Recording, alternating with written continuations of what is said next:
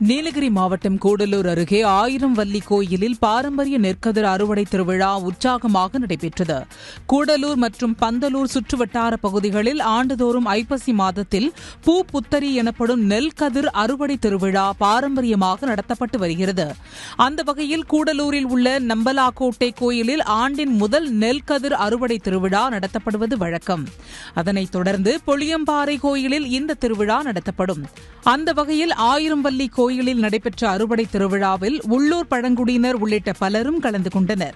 செண்டை மேளம் மற்றும் பழங்குடியின மேளதாளம் வாசித்து ஊர்வலமாக வயல் பகுதிக்கு வந்து நெற்கதிர்களை அறுவடை செய்தனர்.